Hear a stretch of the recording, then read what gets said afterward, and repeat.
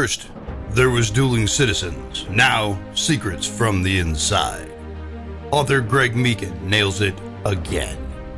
Introducing Secrets from the Inside Radio Show. Raw, unscripted, uncensored, uncanceled. Secrets from the Inside starts now. With your hosts, Greg Meakin, Val Olson, and Captain James McCormick. Welcome to the show, man. Thanks. It was a bit of a challenge. You know, technology and old people don't meld well. Are you calling me old, Sean? I would never do that. I might imply it, but Your sound actually sounds really good. Val, his sound is pretty good on our end. Yeah, it's coming through crystal clear. Let me do this if you're okay with this, Sean. God, I'm thrilled you're online here. When I replatform this on YouTube, there's not even going to be one hiccup at the beginning, right? It's going to be great. That's why I love replatforming. But Val, let's do this, okay? Go ahead and do your intro like we're doing a cold start. We'll have Sean just kind of sit back a little bit for a quick minute and get himself settled. I'm so excited to have him here, but go ahead and do your intro and then we'll turn it right to Sean with his story and take all the time you need. Introduce yourself, Sean, man. We've been waiting, bated breath. I'm so excited to see you here. Go ahead, Val. Sounds great. Val. Coming down in 3, 2, 1. Welcome back to Secrets from the Inside with Greg Meakin. Today is episode 0012, and it is all about hockey. Yay! Every day, Greg Meakin is asked about business, politics, marketing, and other serious stuff. But knowing Greg for 2 years, I now realize the one thing he loves to talk about the most is hockey. So away we go. Secrets from the Inside is a weekly radio show hosted right here on X. It is also released on Greg's YouTube channel at Greg Meakin. The show airs every Wednesday at 9 a.m. Pacific, noon Eastern. My name is Val Olson, and that is spelled Olson. And I will be Greg's facilitator today, kind of like a referee in a hockey fight. No matter what secrets are discussed on Greg Meakin's radio show, it is raw, unscripted, uncensored, and yes, commercial free. Greg has titled today's show Gretzky Talk with Chalk. So of course we will be chatting with the one, the only, SHAWN CHAUK. That's spelled CHAULK. And as you will find out on today's show, Chalk. As you will find out on today's show, Sean is an amazing dude and one amazing hockey dad.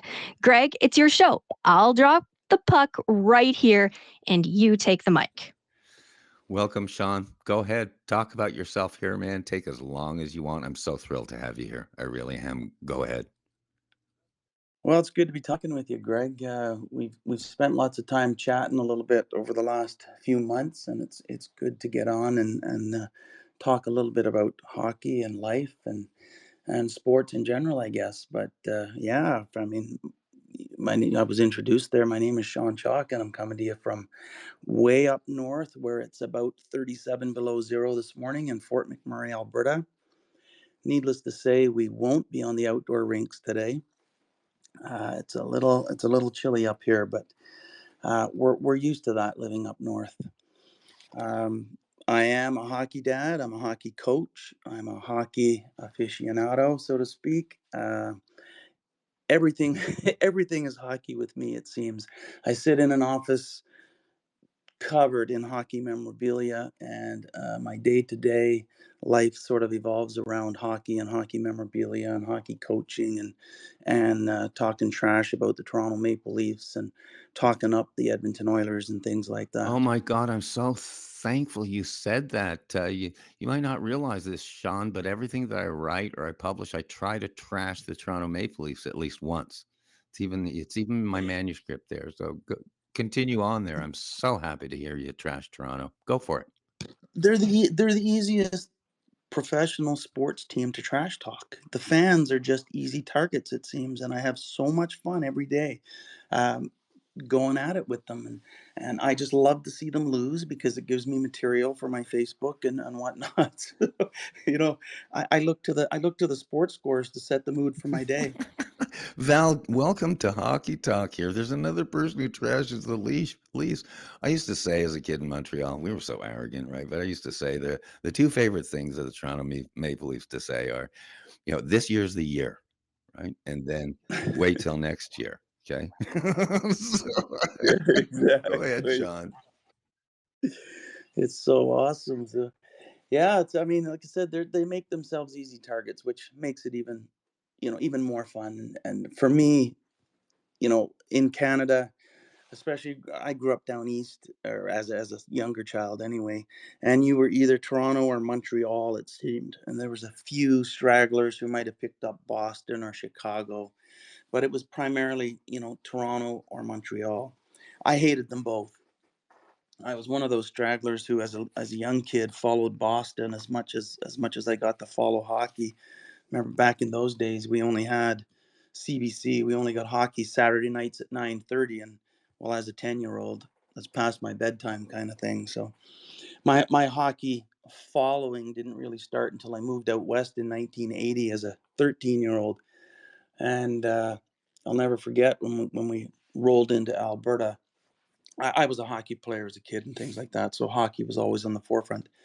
Um, I came to understand this new team in the league, the Edmonton Oilers, was the rage out here, and I made the decision then that, well, if me and my family were crossing the border into Alberta and setting up our life here, then I was going to be an Edmonton Oilers fan, and I started following the Oilers at that point, and of course there was no turning back. I was blessed to get to watch them develop through the 80s. I got to witness the Gretzky era and the Stanley Cup era and all the hype that went around the battles of Alberta and things.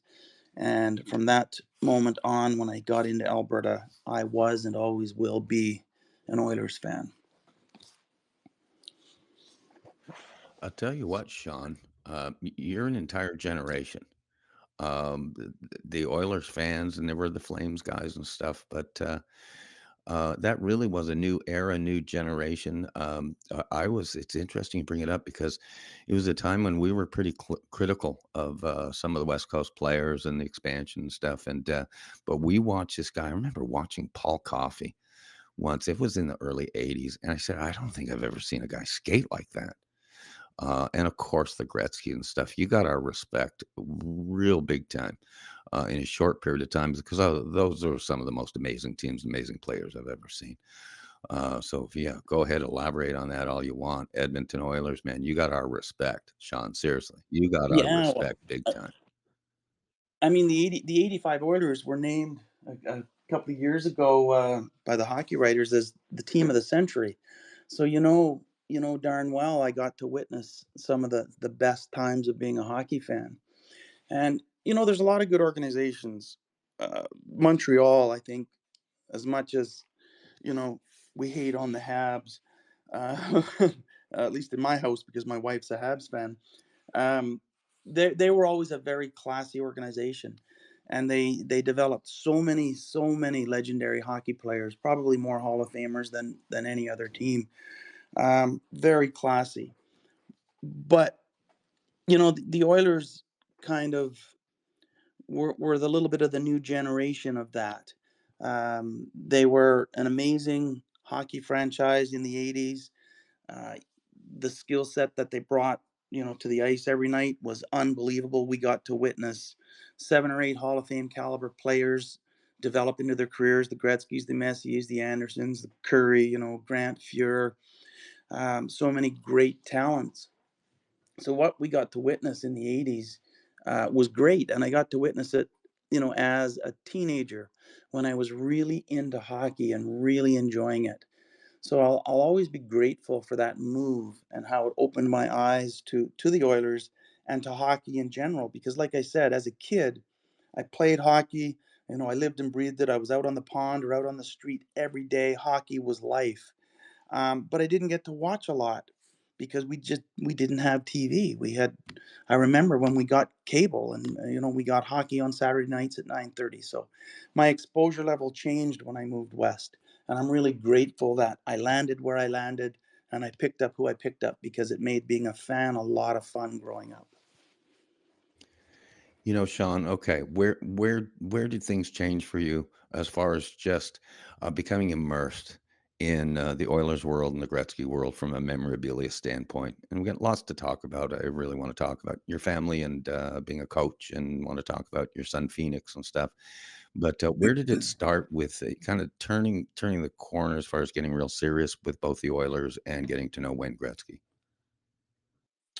Well, I'll just go back to the fact that I got to follow them in the 80s and whatnot. And through following them, I created this great following of Gretzky, because how could you not love what he was doing to hockey and to the record books and things like that, and how the game was growing around him. So I gained a lot of respect for him as a player and things through the 80s. And then through the 90s, I would say I discovered autograph collecting. And I became quite the autograph collector through the 90s. And through that, collecting, at least in the sports memorabilia for me, was very evolutionary. I started off with autographs, and then I would make discoveries in the collecting world of the things you could do or collect and whatnot. And I'd go down these rabbit holes and whatnot. And then one day I was in Edmonton, um, in the late 90s, I would say sometime. And I had some time to kill, and I was walking around, and I saw a pawn shop, and I went in it just because I had time. And I was stood up at the counter talking to the owner, and we were just shooting the pie about anything. And I saw some hockey sticks standing up behind the counter in the corner, and I said, "What's with the hockey sticks?" And he goes, "Oh, those are NHL player sticks." And I said, "What do you mean?" He said, "You mean like players actually played with those sticks?" And he goes, "Yeah, they're game used sticks." And that was my introduction to there's a game used world out there. So I said, "Tell me more." How old were So you he there, reached Sean? in. How old were you? I was a young adult in the 90s. I was born in Okay. 67. Um, and, he reached over and he grabbed a stick and he put it in my hands, and I'll never forget. It was Wayne Presley, I think is a Chicago Blackhawk stick, and his name was on the shaft. And I looked at him and I said, "So you're telling me Wayne Presley played with this stick in the NHL?" And he goes, "Yeah." And I said, "How much is the stick?" And he says, $20. And I said, "I'll take it." So off I went, proud as a peacock, with a game used Wayne Presley stick. And so my journey down the path of game used and game worn items began. And of course, I was an Oilers fan, so then I started to steer my collecting to the Oilers and whatnot. But it's a very game used and memorabilia and game worn items is a very expensive venture, or it can be.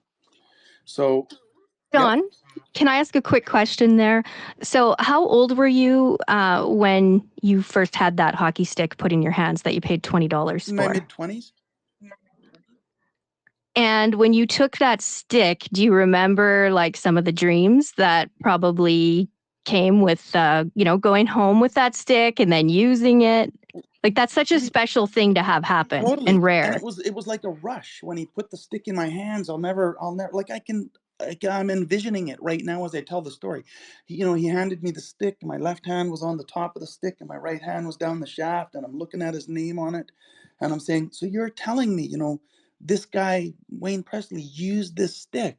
And it was like all of a sudden I was connected to the game at a level that I would have never otherwise expected to ever experience, because we're fans of the game. We watch on TV. If we're really fortunate, we get to go to a rink.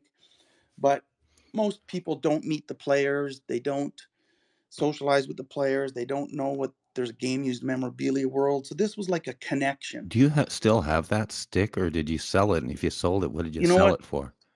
I most likely gave it away, because I gave away most of the stuff that I didn't keep over the early years anyway. But I don't have it, and I get asked that a lot.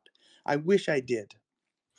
Isn't it the funny thing of stuff we should have collected when we were young, and all of us, right? I'm Right. going to take a quick turn, quick left turn, right turn, whatever. Speaking of buying sticks, okay, Sean. Yep. Before we even get deep, and I really want to talk to you and your fatherhood stuff, your coaching stuff. But tell me the story. This is your secret of the day. You always have to bring a secret to Secrets from the Inside. That's your train ticket, right? Tell me about buying a car from Wayne Gretzky, and you take all the time you want. Buying a used car from Wayne Gretzky. Well, as my collecting evolved and my, I guess I got well known in the hobby world as a high level collector of Wayne Gretzky memorabilia.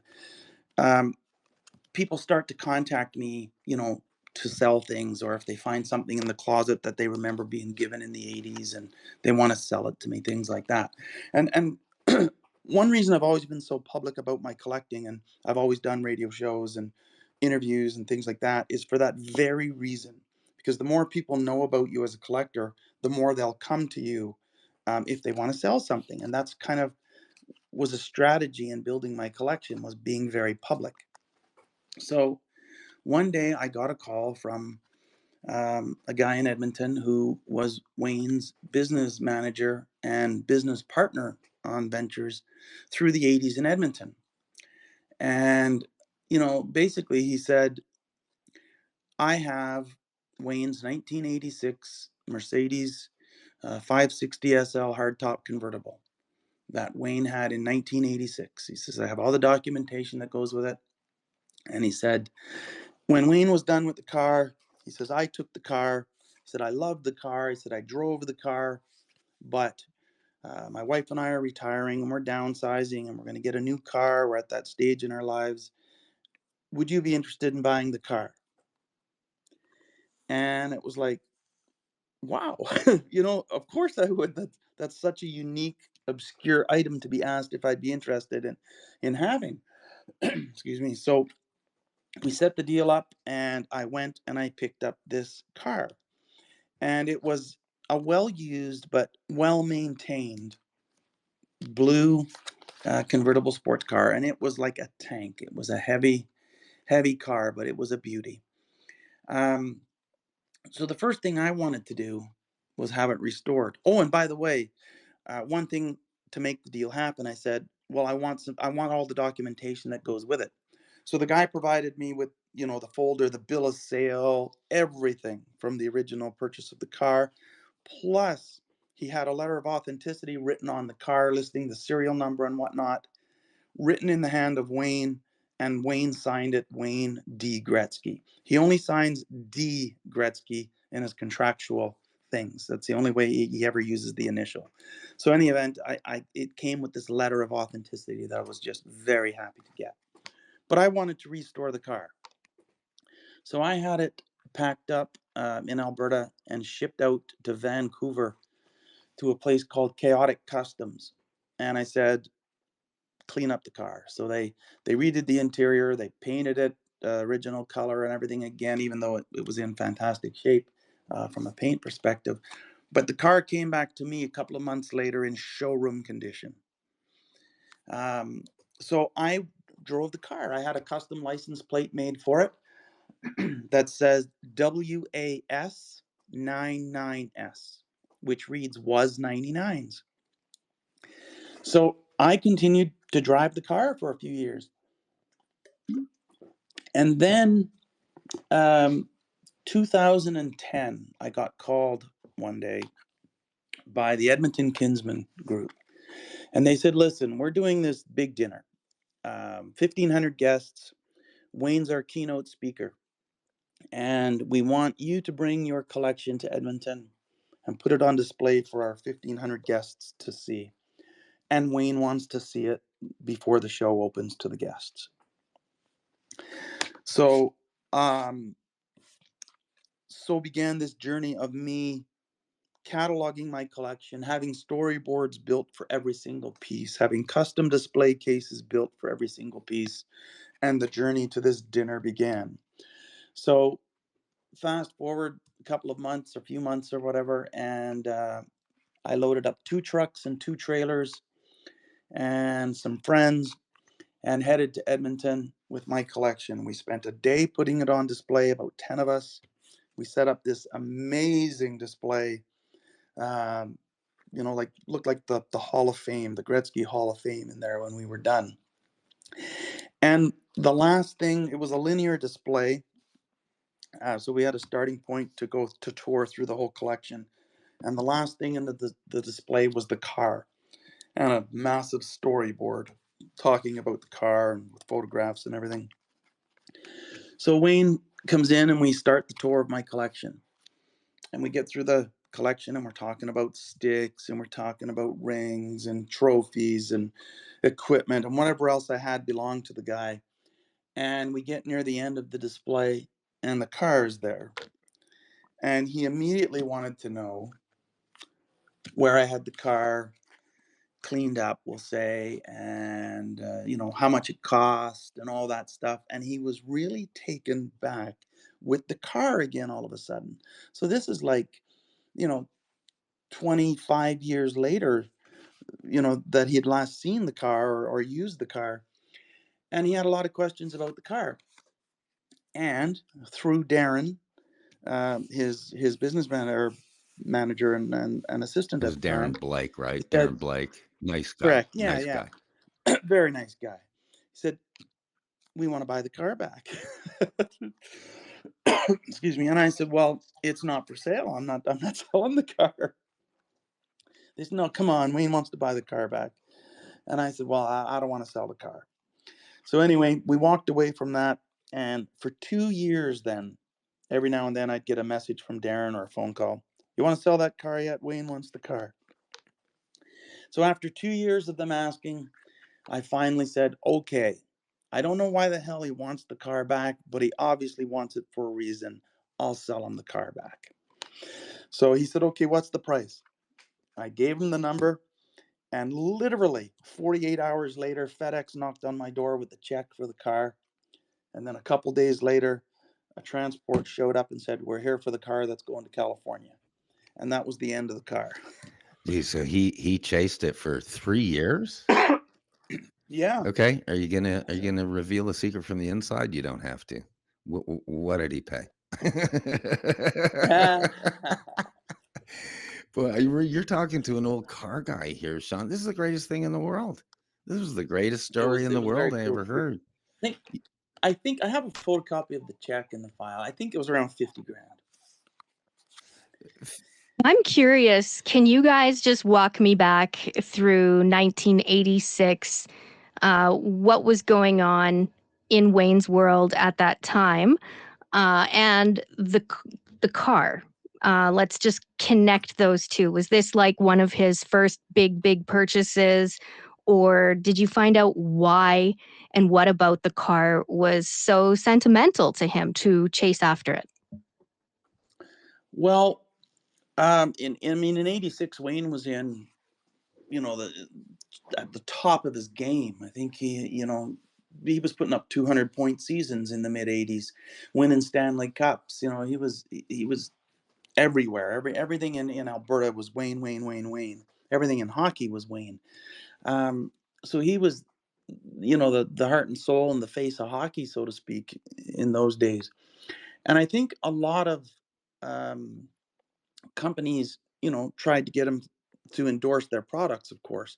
And I think, I don't know this for a fact, but I think that was part of the arrangement. I know for a fact the car wasn't one of the 21 cars that he won over his career, at All-Star games and things. So I think it was probably just some type of endorsement arrangement where they got Wayne in their product in Edmonton, shooting around the streets of Edmonton in a convertible with their brand on it. As to why he wanted it back, I think that will always be a mystery because it was never revealed to me, even though I asked the question or alluded to wanting to know why. It was never revealed. You But know, He wanted it Sean, bad. it's interesting. I think that's human nature. I've always said in my very first book, it was called Secrets from the Inside. It was about the auto industry. And I said, there's a real emotional attachment that people have with their automobiles. And Right. especially, nothing against Alberta, but especially in the United States, of course. But it's your horse down here. It's your horse is an automobile. And I'm going to go off of memory here, but it's like Americans are known for falling in love with their trades, and nowhere is nowhere is the relationship whatever more poignant when it comes to say goodbye. And I think I always used to say to people, if you're trading a used car, get ready to resell it, make sure you detail it, and or do the fixes that you did on it. I mean, you want the big fix, big beautiful fix. But make sure, and because so many times people, when they just detail and clean up their own car, they fall in love with it again. And I would Absolutely. wager there was an element of that. It was the refurbishment that you did. You made this car look probably like Wayne had never seen it before. And as they say, he fell in love all Right. over again. Yeah, and I mean, he had the means to pursue it, so why not?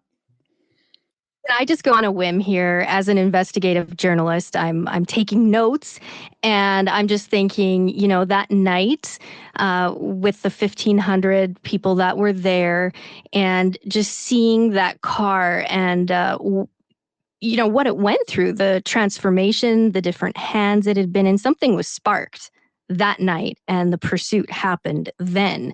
So I would just be curious. I don't know who's listening, but maybe they rode in the car, and I'm curious what song was played in that car, because he would have been using it for his own personal use, probably, making appearances, meeting with kids, visiting hospitals. Like, there's probably special drives and a real story behind. But I'm just curious what song was played the most in that car back in 1986. So depending on who's listening, maybe you rode in the car, rode shotgun. I want to hear from you. Hey, So Sean. we're live and interactive Sean, always. welcome to our get a world hold of here, us. Sean. Welcome to our world. Right? You'd probably be the only one in North America that could probably find out the answer to that. There you go.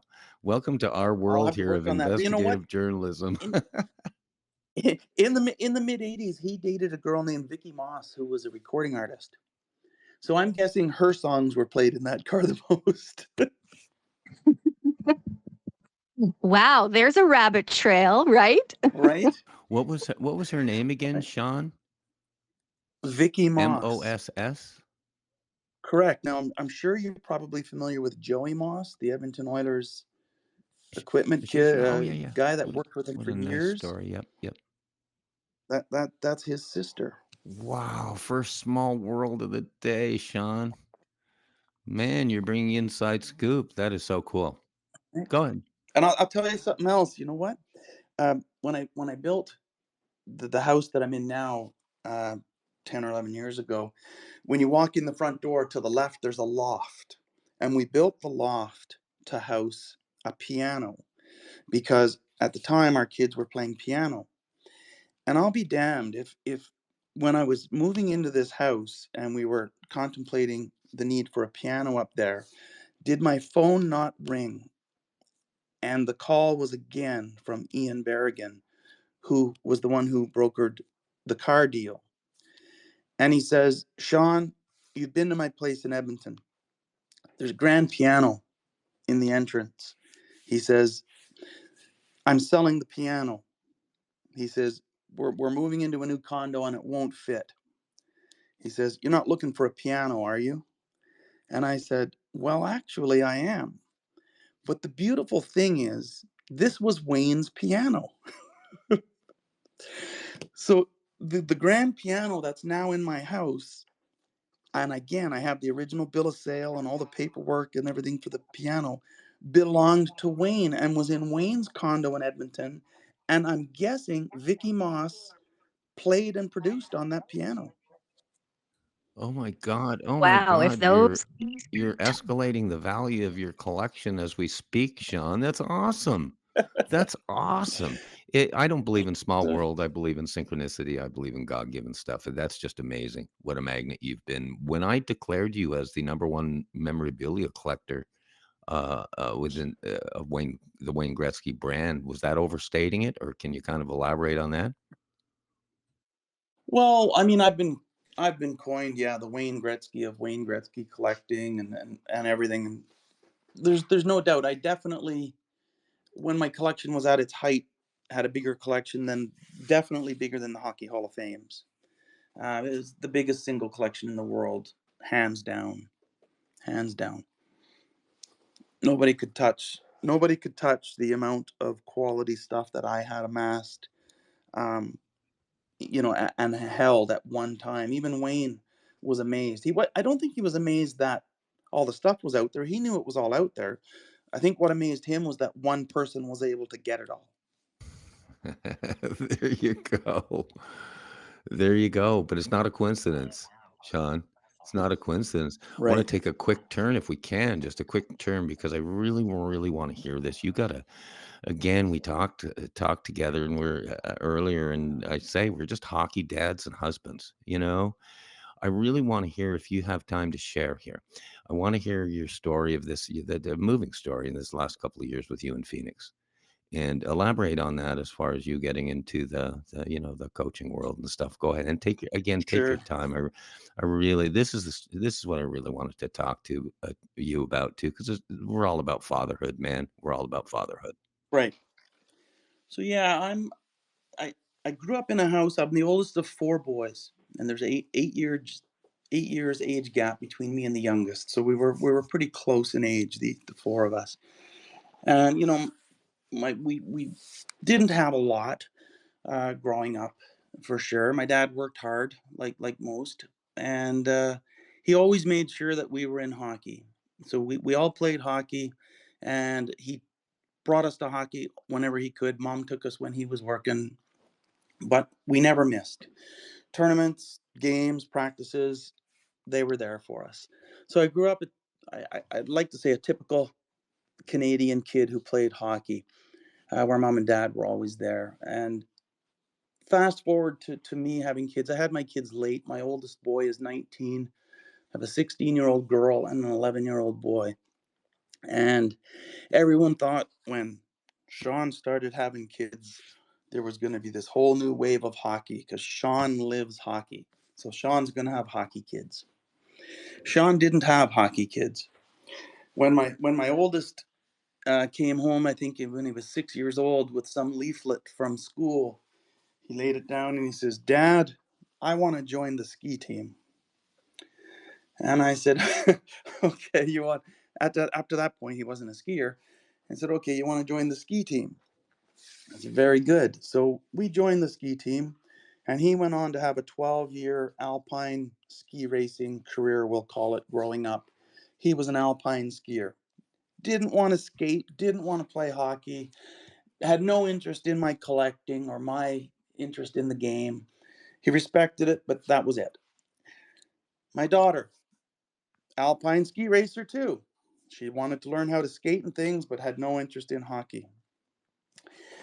Third child comes by, Phoenix. He becomes a skier as well.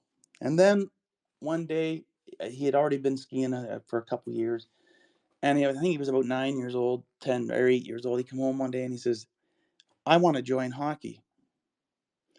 And it was like, did I hear you right? I said, "You want to join hockey?" He says, "Yeah." He says, "My friends play hockey. I want to play hockey." So that was an absolutely amazing day for me, even though I've probably never shared much of that with anybody. That was a pretty cool day for me that one of my kids said they wanted to play hockey. So I said, How long "Well, ago was that, if you're Sean? going," And how old well, that was was only Phoenix? that that was he was about 8 or 9 maybe. So it was only a couple years ago. And I said, "Well, if you're going to play hockey, I'm going to coach hockey." So I went and got all of my accreditations and things and took a whole bunch of coaching courses and all the things I needed. And I signed up to be a coach. So he played his first game or season of hockey last year. Um, And it was good. He liked hockey. He didn't love hockey, but I loved coaching, and I loved going to the rink with him. You know, getting to go and experience that with my boy, like my dad did with me and my brothers, kind of thing. And it was a very um, special experience to coach my own kid, but to be back into hockey at that level, coaching period, and to be involved in minor hockey again. So we had an absolutely phenomenal season. Um, Played some tournaments, had a lot of fun, had a lot of great experiences. And then this year, he got back into hockey again, and I'm coaching again. But before the season got rolling, he decided he wasn't going to play hockey anymore. But I'm still coaching. So I still coach minor hockey, and I'm still having the blast. And I will be absolutely forever grateful for the year that I got to coach my own kid in hockey. It's probably, of all the amazing things I've done in my life, and all the great experiences I've had with all of my kids through ski racing and school and trips, um, getting to coach my own kid in hockey, the game that I love, will always be one of the things I'm most grateful for as a And father. Sean, you're telling me And you started coaching in your 50s. So yes, it's never too late, everybody. Isn't that amazing that never. that was your moment? I It was so was, blessed as a car manager. Had one of my twins, one of my boys, work with me for a couple of years. Nothing compares to that. Working with your son. You know, no, go tell me more, it, talk more. I'm really enjoying this, Sean, and talk to me more about where your coaching went and stuff. This fascinates me. And how's Phoenix doing now? How's he doing, and what's he involved in? he's fantastic. They're all skiers. So we just got back from a ski trip over the holidays. So we still ski lots and whatnot. He's just a typical 11-year-old boy. You know, likes his friends, likes his video games, likes school to a degree, and, and he's just, you know, lots of energy and lots of fun. Great kid, fun to be around. Um, through coaching though, I experienced something. You know, last year, I think I've shared the story with you before. Um, I said earlier about, you know, my dad was the one who always took me to the rink and did things with me when it came to hockey. So last year, we only started our season in October. So our first tournament was in December. And I had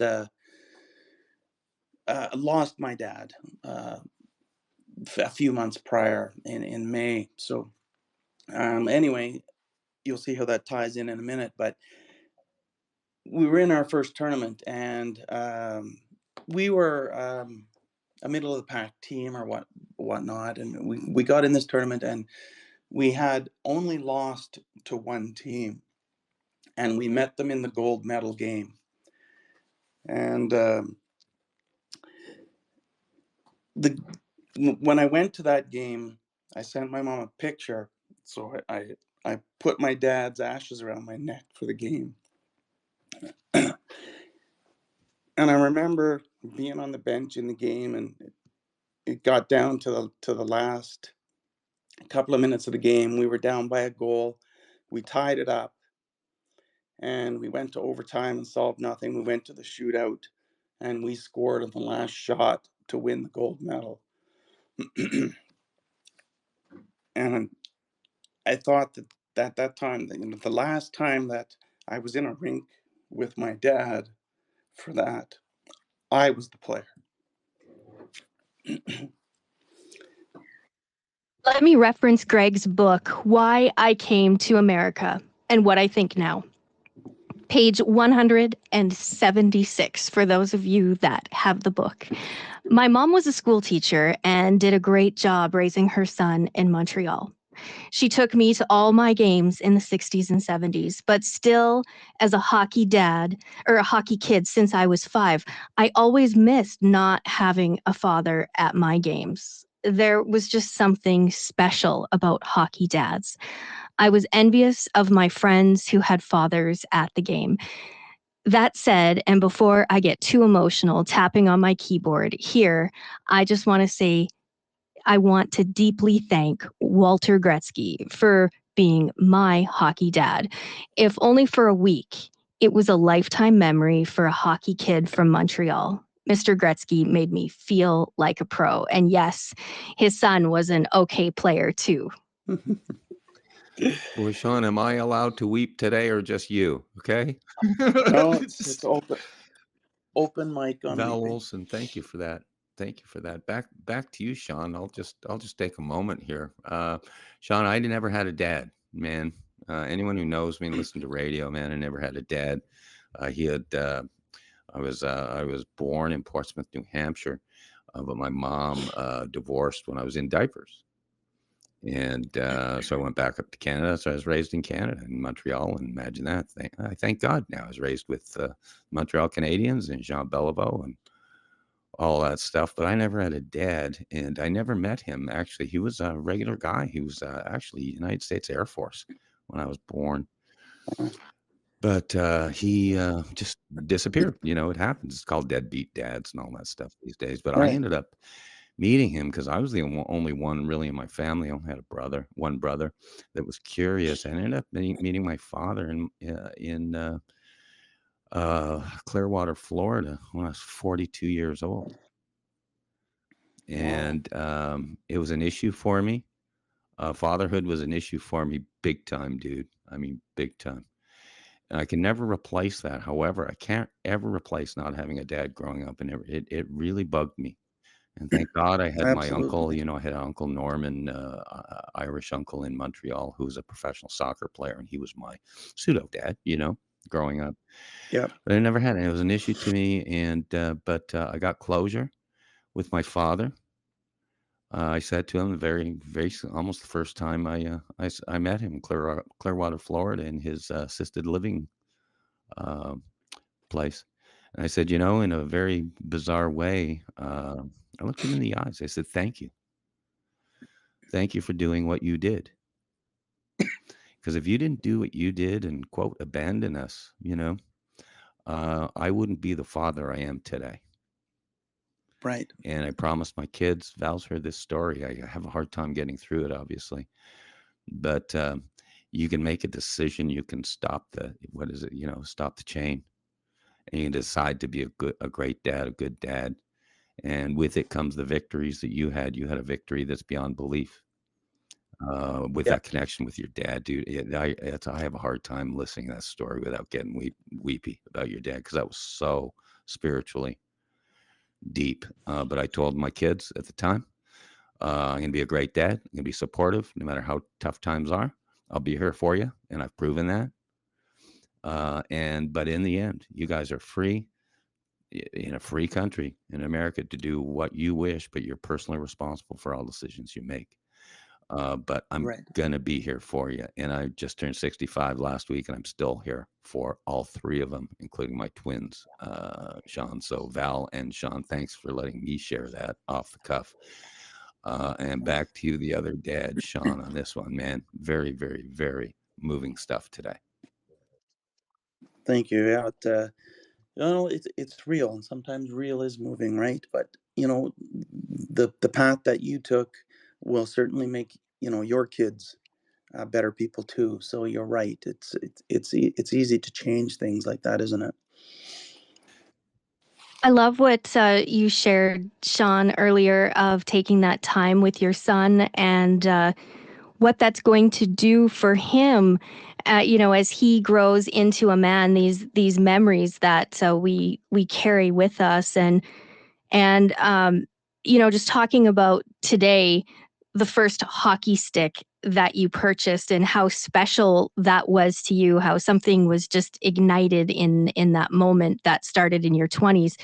And then to see you coach your son, would you say those two moments compare to each other? And if so, how? Um. Well, they were both. I mean, obviously, both very connected to hockey, and they were both very defining moments, I guess, at certain points in my life. Um, so yeah, I guess there is a connection, just because you know, they both You chased your dream. they both really helped complete, you know, the journey that I'm on and that I've been on, and they were so important parts of it. Because really finding that hockey stick set the tone and set the path for my memorabilia chase went. And that has affected my life in so many ways, that the things I've gotten to do and things I've gotten to experience, you know, and having my son come home from school and say, "Dad, I want to try hockey," you know, was equally as defining, just on a more personal level. So they're both very important moments for me, for sure, and very defining moments, I think. You feel that like every day, don't you, Sean? It sounds funny, but just a true love of life and a love for the moment and appreciating the moment and appreciating your kids. And I mean, you just are one of those guys, right? That's not a rhetorical question. I mean, I really feel when I Nope, talk to you, even on the phone, that you're one of those guys. 100%. You know, you only get one chance. You get one shot at life, and you know there's no time for do-overs. So you do it right the first time. Enjoy it, because it's very fast, and the older we get, as you know, the faster it goes. So you have to make the most of every minute and be appreciative of it. That's so awesome. I'm going to jump a quick branch again. And the one thing I Yeah. would ask you, this from my heart, we have to do a second show down the road, Sean. We Oh yeah. had Yeah, for Val and sure. I, again, we've done 37 shows, of which at least a couple of them were two shows. We had a brilliant IT guy named Andre Fournier, a hockey guy from Montreal too, invented caller ID. I digress there, Val. Invented caller ID, knows Elon Musk, the whole shebang. Anyhow, we had two full shows with Andre, and I before I even forget, I want to invite you back for a second one. There's Love way too much, obviously, to talk about in detail with really the amount of history and background you have, and honestly, that the history and background I have, going back to 1960s Montreal. I'm going to put you on the spot here. This is fun. I watch you appraise stuff all the time on your Facebook page because you're the guy, right? Right. I'm gonna have you appraise Right. something right on the spot, real time. You love this? Remember, Okay. great radio is when you don't expect. I didn't even expect to go to my closet and pull out my Gretzky jersey. Okay, I love this. God, I love live radio. I love long form radio, Sean. I told you that, right? You sit back. Yeah, Yeah. I'm famous for my campfire chats. We'll have to have a hockey campfire chat up there. We'll talk another time on that, but not with this snow, though. Okay, no snow. No snow for Greg. Okay. I'm going to pull out a hockey jersey, and I'm just going to you put your appraiser hat on and tell me exactly what I need to do to maximize its value and maybe what the approximate value is. And then I'll also say, Sean, it's not for sale. It's not for sale. Through the toughest times in my life, Sean, and you know I have had my ass kicked in life like any successful man I know and any entrepreneur. And during Right. all those times, there's one thing, no matter what, Sean, that was not for sale. That was my Gretzky jersey. I had at Bremerton Ice Arena. People know the story. I love jerseys. I love vintage jerseys and stuff. I've got some good ones. I've got some original Beliveau signatures and stuff. But I got this Gretzky jersey and took it down to the camp with me. 2004. Remember, we'll talk about the camp one of these days. I think you were 05 or 6. Oh Yeah. six, Oh, 05. and I was 04. That's an episode for another day. But I brought down this Gretzky jersey, and as you know, I met him like we all did at the camp. I even published something about being at the cocktail hour afterwards. But I'm going to pull up my Gretzky jersey right now. I'm going to describe it to you, and you tell me what it's worth and what I should do to maximize its value. And by the way, it's not for sale. So just a sec. Oh, I went off mic there for a second. First of all, on the back, it's awesome. It's the home jersey, the blue and orange Yeah. jersey. It's I was told an authentic Oilers jersey. Mhm. It has weird. It's got the name Gretzky and number 99 on the back. Surprise there. Okay, it is a CCM Okay, it's called Authentic On Ice Game Jersey Vintage Hockey. And then in French, Chandail Authentique, because I'm from Quebec. I can even read the French, right? So CCM. And then oddly, there's a beautiful, beautiful signature. And you don't even have to authenticate it because I was standing there with him, right? So- and it's, of course, the beautiful Wayne Gretzky 99. It's at the top of the 9 on the right-hand side. Yep. Tell me about that jersey. No, I know nothing about it other than it's not for sale. Does that jersey model have a fight strap inside Hold on a quick second. Let me pull it up again. in the back, the tie down strap? Because we know Wayne fought so much, right? Dude, you'll have to tell that story. Well, 2 things. Wayne Gretzky was an awful fighter, and he was also not much of an actor. But don't tell him that. I watched. Oh Right. my Exactly. God, that was tough watching The Young and the Restless, Sean. Anyhow, but you know all about that. We're talking secrets from the inside now, right? Tell Wayne not to give up his Right. day job and be an actor. Okay. No fight strap, man.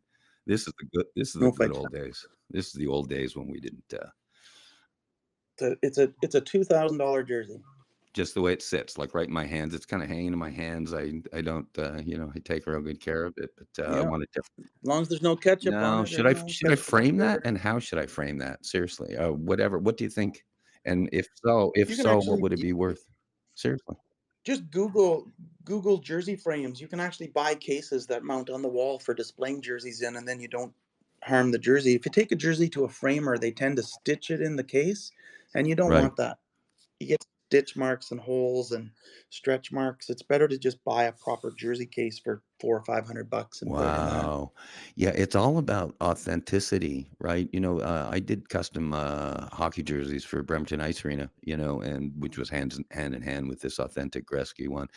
And who I had contracted at the time was the jersey manufacturer and prep company for the Seattle Seahawks, Seattle Mariners, and oh boy, they would do the Kraken right now. But so authenticity and the quality of obviously work you have done.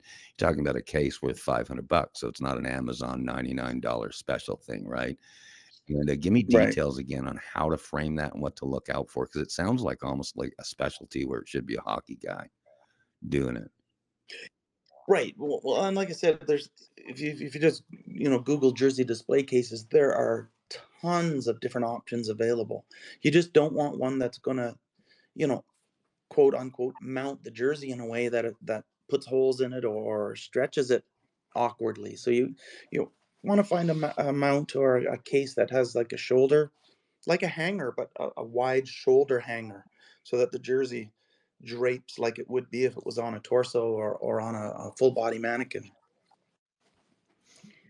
I'm just curious on those fight straps. Like, as a mom, can you opt to say, no fight straps on the inside of my kid's jersey? Is that an Actually, option?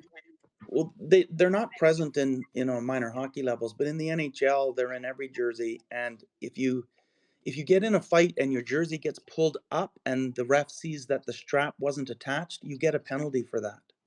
You have to have it attached because they don't want your jersey to come off in a fight. See, Val, that's reference to funny because in the old days, Sean, you'll verify this. The key was to pull the guy's sweater jersey over there as soon as Correct. possible because I don't care who you are. Exactly. I kid you not, true story. This is clips on my YouTube channel. Sheriff Mark Lamb down here. He's a hero and a legend. He's 6'4", about 232. Big old cowboy hat. And I challenged right on the YouTube video. He challenged me to a hockey fight. And what's funny is I taught him I said, I don't care how big you are, right? We'll get a pair of skates on you, these American guys down here, right, Sean? We'll put a pair of skates on you, Right. see how you do. And I talked to him about fight straps. I said, because if you don't go with fight straps, you get the jersey over your head. I don't care, Mark, how tall you are, right? So Yeah, that's right. digressing to fight I think that's straps and Gretzky the game. talk, and how fun is this, man? Awesome. We have learned so much today. It's hard to believe this show just flew by, but it's just been awesome. Learning another side of hockey. It's not just about that little black Huck, and I find it fascinating. You're the first real professional authenticator, someone who pays attention to the details, Right. and like your knowledge. You would have to know so much about Wayne Gretzky and his personal, off the ice, right? It's not just hockey cards or jerseys. I'm sure some of the memorabilia is right across the board. Like, I can't imagine some of the things he would have signed for people. And oftentimes I just find we don't hear enough of those stories, like, some of the sacrifices those players would have made, because their time and their energy is in demand. And there's so much that happens off the ice. And is there anything that you've authenticated that you were just like, wow, he signed a fill in the blank here? Any cool story you can share with us? Um, well, I probably have lots of them. I could do a show on authenticating, but I mean, I look at 2 to 20 items a day for people to authenticate autographs. Autographs are one thing, but the bigger part of authenticating is authenticating game worn equipment as being truly game worn equipment and not fraudulently produced as part of this money scamming game that's on the go. So that's a bigger side of authenticating that I'm heavily involved in. I've actually been to court as a witness, a professional witness, authenticating Gretzky game worn jerseys in fraud cases, because what you have to understand is a Gretzky game worn Oilers jersey is going to demand between $500,000 and $1 million. Can you repeat that, please, Sean? Really slowly for old guys like me. Can you repeat that? Oh, Right, God. a game worn Gretzky is easily $500,000, an Oilers jersey, an Oilers version. So, the fraud game in that market is real and it's huge. I'd probably say 9 out of 10 Gretzky jerseys I've authenticated or looked at over the years have been fake, because it's such a big money game. Well, are there So really pirates and counterfeiters out there to that level? I mean, that's a rhetorical question, but seriously, Sean? it's unbelievable what people will fake in the memorabilia world. Again, like I said, I've looked at dozens of fake Gretzky jerseys, dozens. I looked at one collection. The guy claimed to have 14 game worn Gretzky jerseys that were handed down to him from his father. Well, first of all, nobody out there, well, there was me outside of me and maybe one other player, would even have that many jerseys. So that's the first flag, is that the guy said he had 14 game worn Gretzky jerseys. So we had him send the jerseys to me, and not one of them was real. 14 fake jerseys that his father had been duped into buying for real money over the years. Now, real money over the years in 90s and the early 2000 stages were probably 20 to 40,000 a jersey, but that's still a lot of money when you do it 14 times and leave it for your kids. So, it's a real problem out there. It's Question big. before I forget, too, Sean. I'm loving this.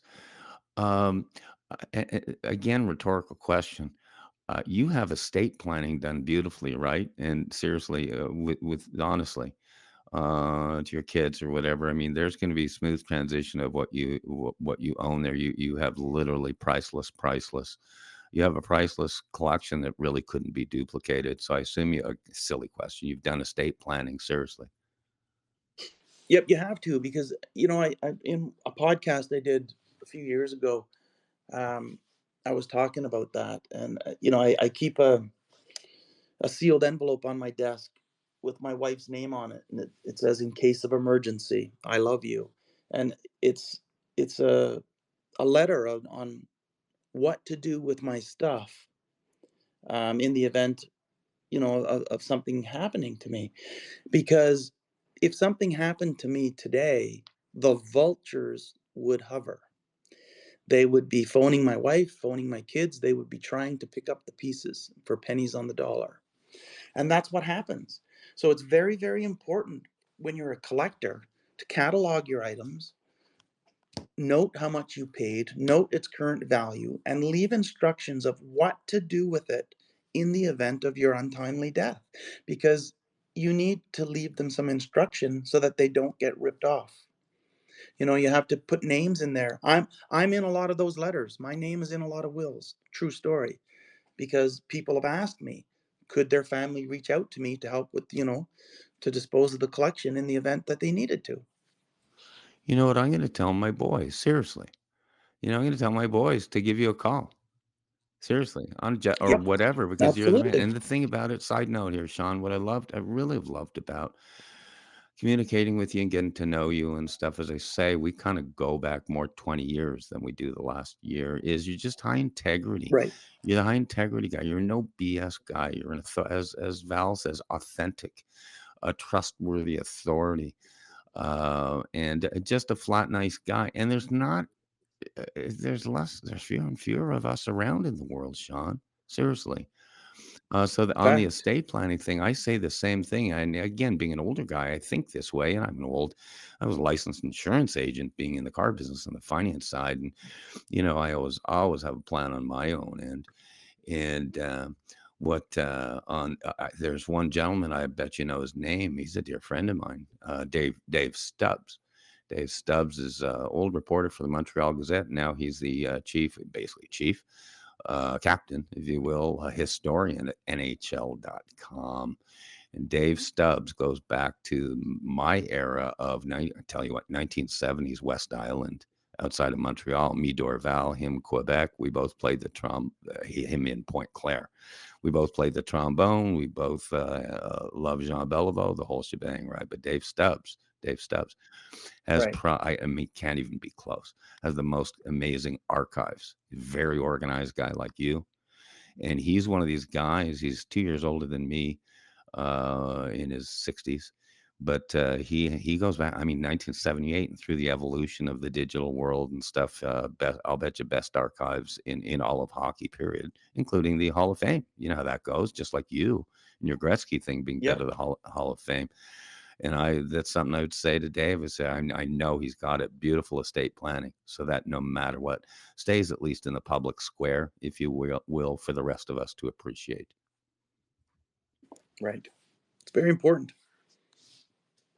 When Greg Meakin opened his brand new Bremerton Ice Arena, a gentleman named Rick Minch, who was Gretzky's manager at the time, invited Greg down to Wayne's hockey camp in Scottsdale to meet Wayne and, yes, to play hockey.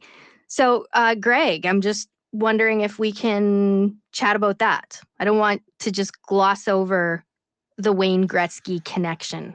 I want to get the full meal deal here. You are the investigative journalist that asks all the great questions. Dads like me and Sean, we talk about ourselves the last. Seriously.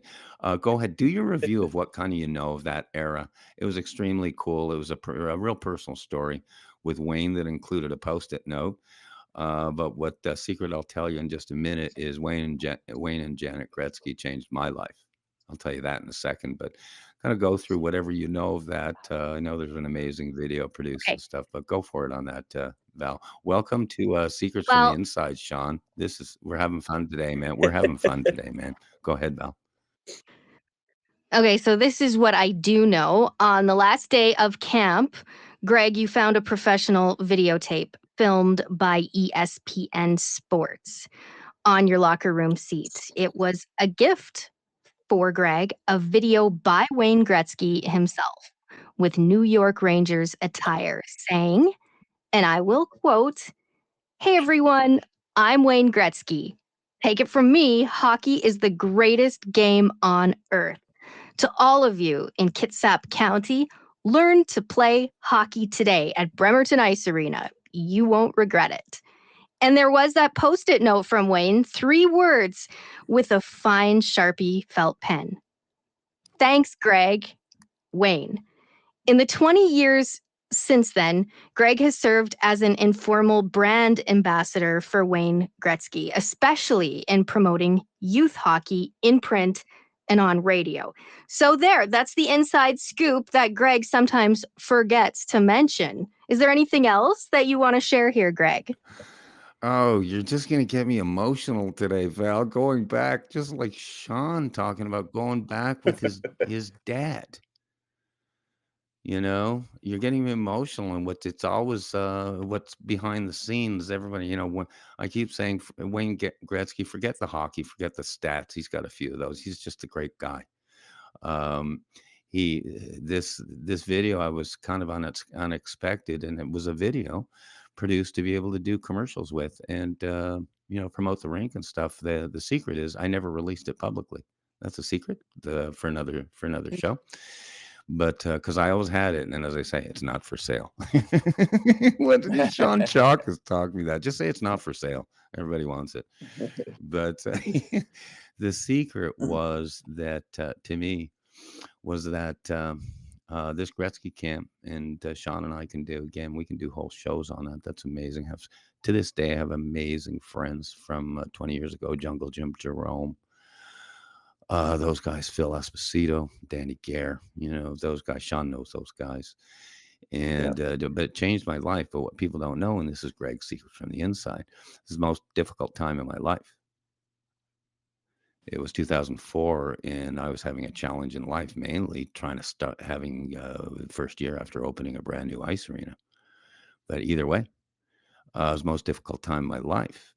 I had the stress, of not only having built it and run it and all that stuff, but I won't go into it too deeply. But I went down to the Gretzky camp at the invitation of a gentleman I really liked and respect, which was Rick Minch.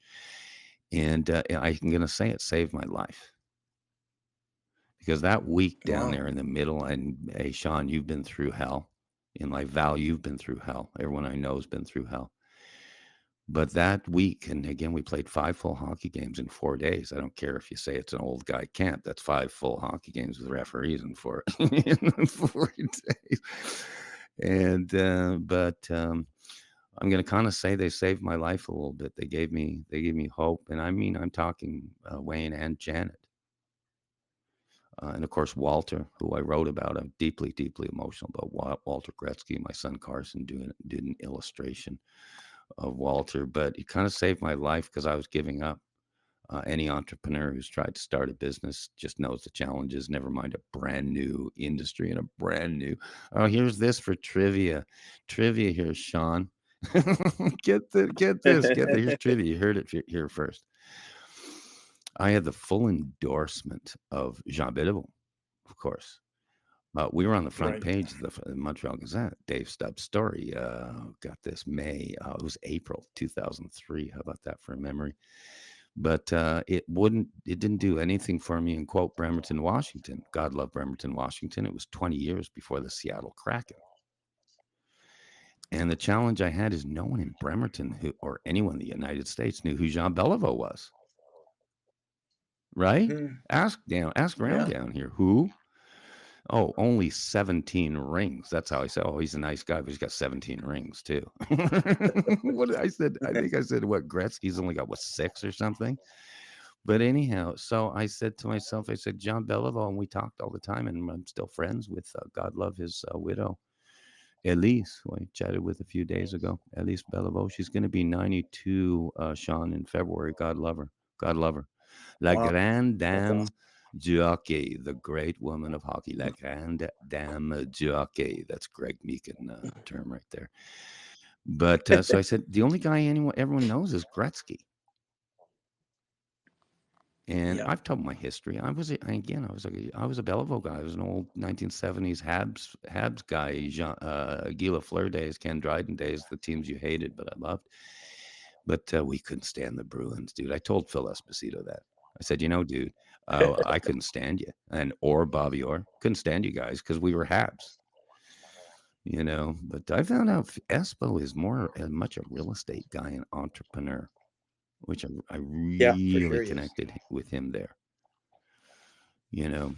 But that said, I said, my marketing guy was a brilliant, brilliant guy, Dave Slater. He used to work with Fox Sports. I said, Dave, can you get Gretzky for me? Right, one of those. We'll do a whole episode on that. But Slater calls me, says, I have a nice guy named Rick Minch on the line who wants to talk to you. But Minch vetted me like he took a couple of days. He looked at my website, amazing, ice arena, amazing, just amazing. So Minch, they called me, say, hey, come on down. And by the way, Wayne will do a video for you, and anything you need signed. Okay, you're launching youth hockey in a brand new market, brand new. Right.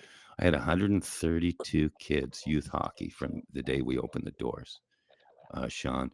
But Rick had said, and Wayne will sign anything you need if you want to send them down a box of pucks or something, for the kids. So there you go. It's not all the other BS. It's the story behind the scenes. But in the Janet and Wayne Gretzky helping me out, I was in a bad way, including thinking really bad thoughts, my friend.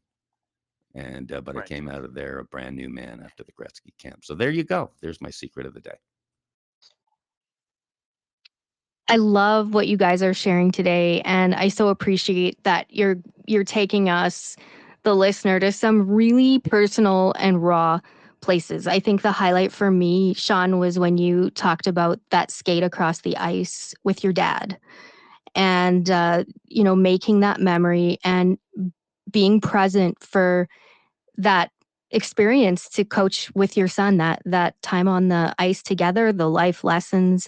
And I love that today is a new day, and so is tomorrow, and that's what we have in front of us. So make the most of it. And, it's never too late. It's never too late to chase after your dream and address if you've stopped dreaming. It sounds cliche, but it's so true. I talk to people all the time who are in a bad place and they don't know where to start, and they are just lacking hope. And I say, well, when did you stop dreaming? Like, you have to go back and you have to address what made you stop dreaming, and it's not too late to start. So today has been full of so many secrets and just wow, behind the scenes stuff that I just had no idea about, a totally other side to hockey that I just want to, as an investigative journalist, like dig into here. But I just want to thank you both for just being willing to go to this raw, real, and authentic place. And that's what Secrets from the Inside is all about. You were both brave, and thank you for sharing those stories about your fathers and your experience. Greg, back to you. Thank you so much, Val. This is, and Sean will understand this. This is another show. We need another show. There's so much to talk about. I mean, what I love is just honestly how deeply personal we went today. And again, Sean's that kind of guy, and as you know, Val, I'm that kind of guy. I can't get through an episode of Field of Dreams without crying, right? Right. And by the way, to everybody, another trivia: Field of Dreams is not about baseball. It's about fatherhood.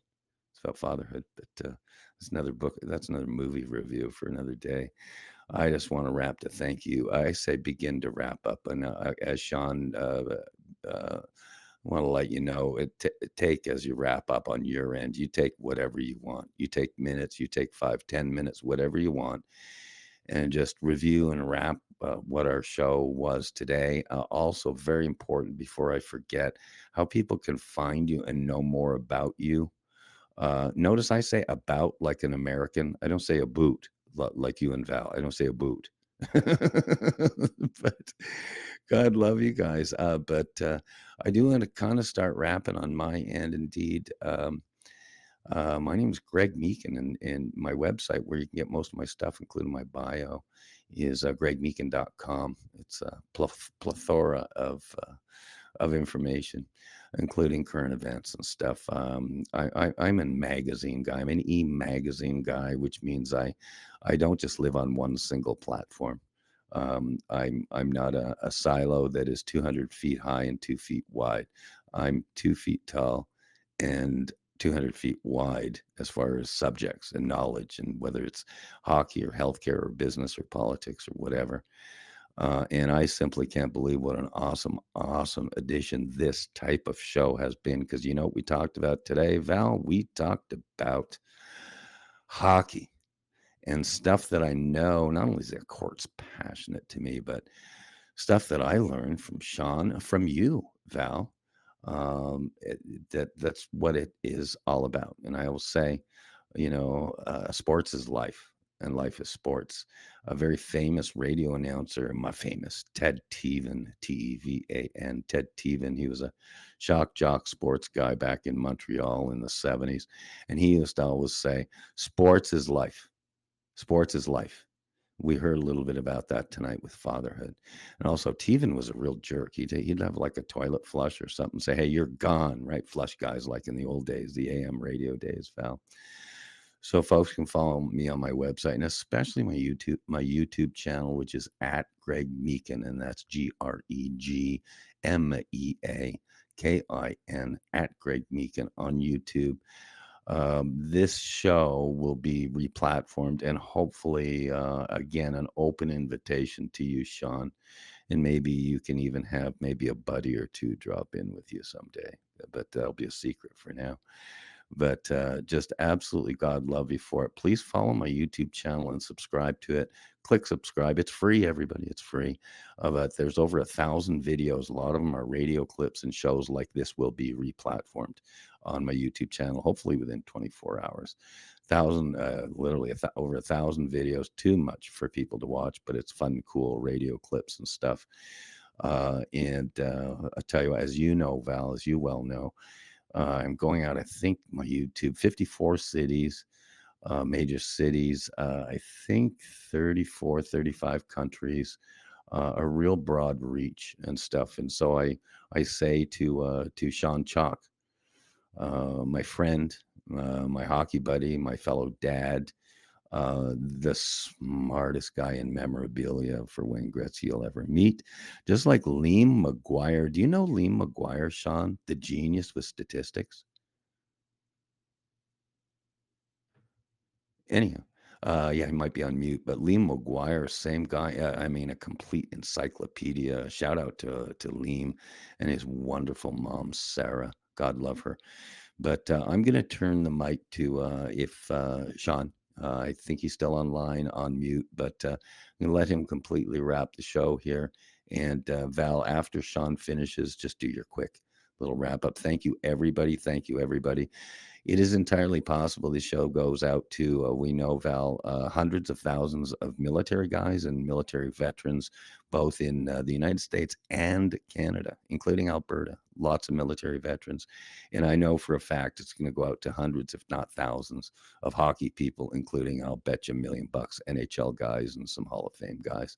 I thank you deeply from the bottom of my heart. Once again, Val, make sure you let people know about your X platform and where they can find us starting next Wednesday. Thank you, Sean. À la prochaine, I say. I'll see you next show, my friend.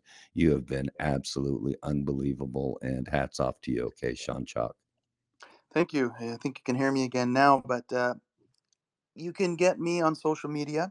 My handles on Twitter, X, whatever they're called these days, is at I am Hockeyman99. And on Facebook, I have a group on there called Wayne Gretzky, which has about 31,000 members, which we publish a lot of information on there about Gretzky and collectibles and things like that. And I run a personal group called Hockeyman99 with no spaces. So feel free to join those platforms, and you'll continue to get some good insight into the hobby and into Gretzky and whatnot. Thank you guys both for having me today. I thoroughly enjoyed it. I definitely want to do it again. I think we could probably do 50 shows and not run out of material. So much to share and so much to talk about. It's always fun, and I really enjoy it. Outside of that, I just want to shout out to my wife Tanya, who probably won't ever hear this podcast or this broadcast even, but you know, it takes a village, and she's my village. She's my biggest support person, my biggest support system. She lets me live this crazy dream I have and this life that I've built, and she never questions all of the crazy things that I do and all the events that I attend and things. I couldn't do all of this without her support. she holds down the fort, and I know I love her for everything that she allows me to do. So I have to shout out to my wife Tanya, and to my kids, of course, as well. But thank you guys again. It's been an absolute thrill. I love that. So it's not just hockey guys or military guys. It's about moms too. And moms, listen, we are always watching. And that's what this broadcast is all about. It's a little piece of history that is saved forever. And there is nothing like hearing these real, authentic moments. And so I just want to give a shout out to all of the hockey moms too. And all of you moms at home, we work hard at keeping our home zone a healthy, safe, and fun place. That's where some of the best memories off the ice are made. And I'm sure there's like so many stories that we could go into from a hockey mom's perspective. But today I just want to touch on things we discussed. I loved learning about that car. Wow, Wayne Gretzky's car, and the story of how he hunted. He went after his own car after, it had been sold and had circulated. He went after it. I'd love to, talk to Wayne someday and really get the 411 on that.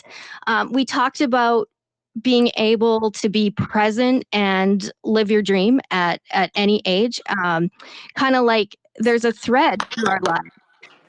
You think of in your 20s to where you are now, how things have changed, but there's these little pieces of our dream that sometimes we forget about. Like Sean shared today about the hockey stick, his first hockey stick that he found at a pawn shop that was authenticated, and he put it in his hands and it was like magical.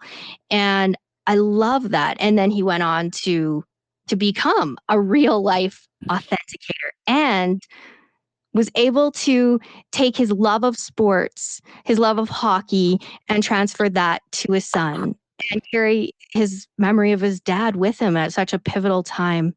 These stories matter. These real, raw moments of our lives really do matter. And for those of you listening, that's what Secrets from the Inside is all about. This is episode 0012.